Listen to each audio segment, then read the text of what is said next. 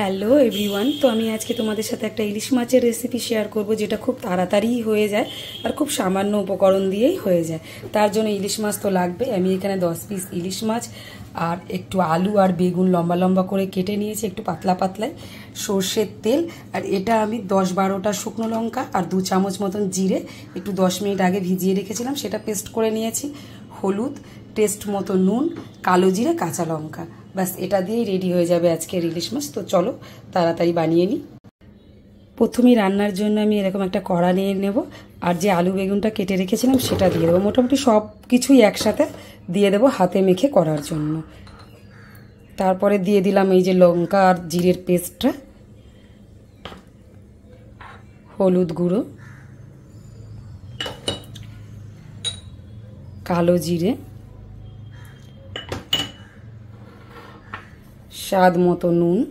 মাছের নুন দেওয়াই ছিল, তাই জন্য নুনটাও স্বাদ মতন একটু দিতে হবে, আন্দাজ মতন। আমি এখানে 2 চামচ মতন দিলাম। আর সর্ষের তেল, বেশ খানিকটা সর্ষের তেল, ইলিশ মাছে একটু তেল বেশিই লাগে। দিয়ে সব কিছু দিয়ে এবার ভালো করে আগে একটু মাখিয়ে নেব। বেশ সুন্দর করে মাখিয়ে নিতে হবে হাতে একদম।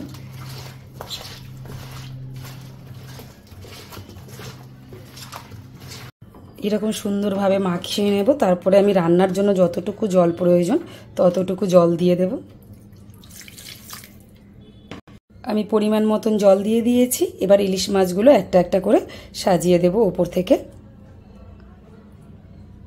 সমস্ত মাছগুলো সাজিয়ে দিয়ে আমি গ্যাসে বসিয়ে দিয়েছি কড়াটা। এবার গ্যাসটা আমি অন করে দেব।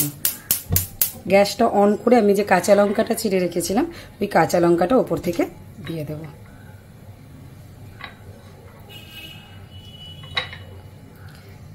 আর সামান্য ওই 1 টিস্পুন মতন সর্ষের তেল আমি ওপর থেকে দিয়ে দিলাম।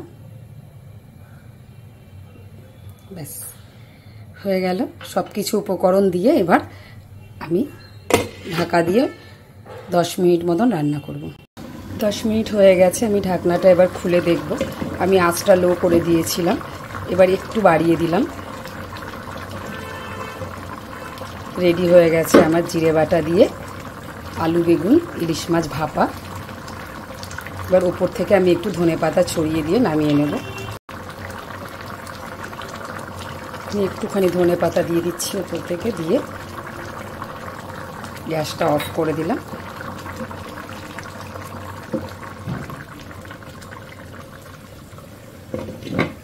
আর চাপা দিয়ে 30 সেকেন্ড মতন রাখবো।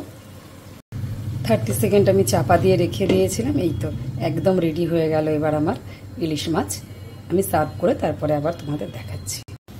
সার্ভ করে দিয়েছি আমি জিরে বাটা দিয়ে আলু বেগুন ইলিশ মাছ ভাপা। তোমরা এইভাবে বানিয়ে খেয়ে দেখতে পারো, খুবই টেস্ট হয়। আর আমার রেসিপি যদি তোমাদের ভালো লাগে তাহলে আমার চ্যানেলকে সাবস্ক্রাইব করবে, লাইক করবে, কমেন্ট করবে। Thank you so much everyone.